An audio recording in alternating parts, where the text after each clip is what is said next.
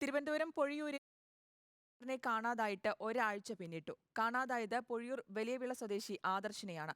Kulathur technical school വച്ച് മർദ്ദനം ഏറ്റതിന് പിന്നാലെയാണ് കുട്ടിയെ കാണാതാവുന്നത്.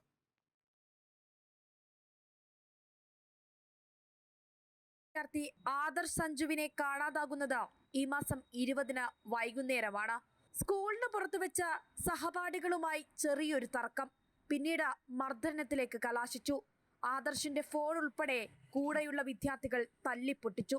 ശേഷം സ്കൂളിൽ നിന്നിറങ്ങിയ ആദർശിനെ പിന്നീട് മറ്റാരും കണ്ടില്ല. പൊഴിയൂർ സ്റ്റേഷനിൽ പരാതി കൊടുത്തിട്ട് മൊത്തത്തിൽ ശരിയായിട്ട് ഇതിൻ്റെ ഇതിൽ നോക്കിയിട്ട് പറഞ്ഞാൽ ഇന്ന് 7 ദിവസമാണ്. 7 ദിവസമായിട്ടും യാതൊരു റിപ്പോർട്ടും ഇല്ല. അന്ന് തന്നെ പോലീസിൽ പരാതി നൽകിയെങ്കിലും അന്വേഷണം തുടരുകയാണെന്ന മറുപടി മാത്രമാണ് കുടുംബത്തിന് പോലീസിൽ നിന്ന് ലഭിച്ചത്. സ്കൂൾ യൂണിഫോമായ നീല ഷർട്ടും കറുത്ത പാന്റുമാണ് കാണാതാവുന്ന ദിവസം ആദർശ് ധരിച്ചത്. പൊഴിയൂർ ഉച്ചക്കട മുതൽ മാർത്താണ്ഡം വരെയുള്ള CCTV ദൃശ്യങ്ങൾ പൊഴിയൂർ പോലീസ് പരിശോധിച്ചു കഴിഞ്ഞു.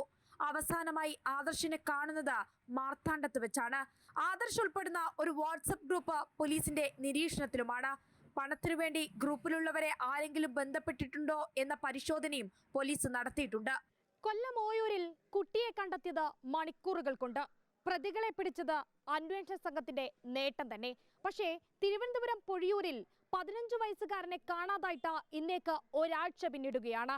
കുട്ടി എവിടെ എന്ന ചോദ്യത്തിന് പോലീസിന് ഇനിയും ഉത്തരവില്ല. വീഡിയോ ജേർണലിസ്റ്റ് കൃഷ്ണപ്രസാദിനൊപ്പം reporter Anju Jayaprakash, in reporter, Thiruvananthapuram.